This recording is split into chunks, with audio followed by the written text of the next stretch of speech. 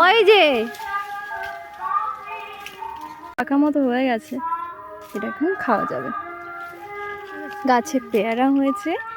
আর এই good morning সবাইকে। দুদিন আগেই আমি বাড়ি এসেছিলাম, তোমাদেরকে সেই ভিডিওগুলো ব্লগগুলো দেখিয়েছি অলরেডি। আর আজকে আমার বাড়িতে 3 নম্বর দিন, অর্থাৎ আজকে ফিরে যাওয়ার দিন। যেই 3 দিন আমি এখানে ছিলাম সারাক্ষণ এই বেড়াছানাগুলোর সঙ্গে কাটিয়েছি, কত মজা দুষ্টুমি। ওদেরকে না ওখানে গিয়ে অনেক মিস করব।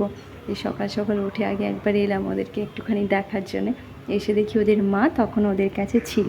আর ওর মা যেহেতু আছে, আমি তো এখন ওই বাচ্চাগুলোর কাছে যেতে পারবো না, ওর মাটা আঁচড়ে দিতে পারে। সকালবেলা উঠেই দেখি মা এদিকে আলু ভাজা বসিয়েছে মুড়ি খাওয়ার জন্যে। আলু ভাজা করছে আর একটুখানি বানাচ্ছিল পেঁয়াজি। মা আমাকে বললো অনেক দিন হলো আর পেঁয়াজ লঙ্কা বাটা দিয়ে না আলু ভাজা খাওয়া হয় না, পেঁয়াজ লঙ্কাটা কিন্তু অবশ্যই শিলনোড়াতে বাটা, ঠিক আছে। আর মা তাই আমাকে বললো কি তুই একটুখানি আলু ভাজাটা নাড়াচাড়া কর, আর আমি একটু দৌড়ে গিয়ে ঝট করে বেটে নিয়ে আসি পেঁয়াজ আর লঙ্কাটা। আমি ওখানে আলু ভাজাটা নাড়াচাড়া করছিলাম, আর বাবা এদিকে এসে বললো কি আমাকে দে, আমি বেসনটা ফাটিয়ে দিচ্ছি সোডা দিয়ে, যাতে করে মুচমুচে খেতে হয়, আর তুই যতক্ষণে আলু ভাজাটা নাড়তে থাক। মা এসে তারপর আলু ভাজা করলো। মা আমাকে বললো তুই মুড়িটা বেড়ে ফেল, সবাই মিলে খাওয়া দাওয়া করে নি। আমার পিসে মশাইও এসেছিলো, ওরাও দুদিন এসছে।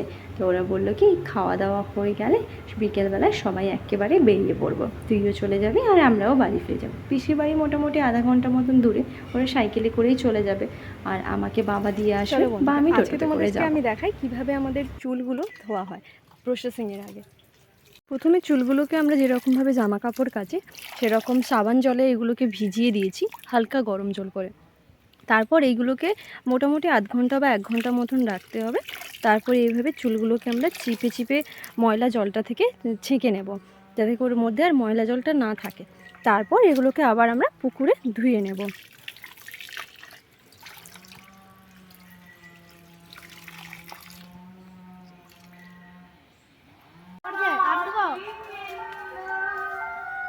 আর একটা ওই যে দেখো বন্ধুরা, আমাদের গাছে না মৌসুমি লেবু হয়েছে।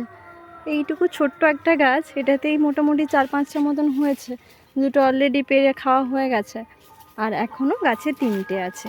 তো ছোট্ট, এটা একটু মাঝারি সাইজের, আর এই যে এটা আর একটু বড়, মোটামুটি পাকা মতো হয়ে গেছে, এটা এখন খাওয়া যাবে।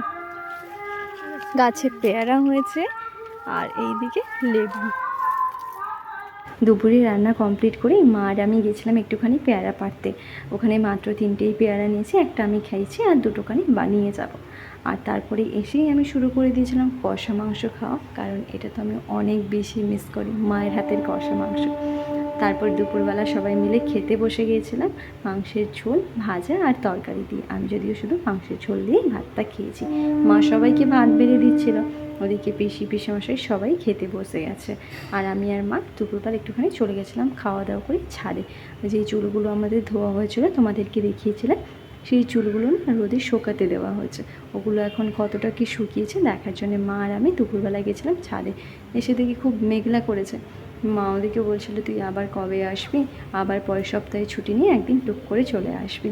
বিকেলবেলা মা আর পিসি মিলে আমাকে ছাড়তে যাচ্ছিল, আর টোটোতে করে এসে আমি উঠে পড়েছি নৌকোতে।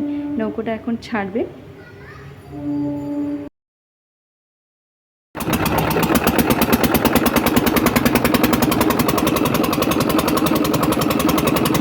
ফিরে যাচ্ছি আবার সেই রোজকার রুটিনে। ভালো লাগলে অবশ্যই লাইক করে দিও, কমেন্ট করে জানিও কেমন লাগলো তোমাদের।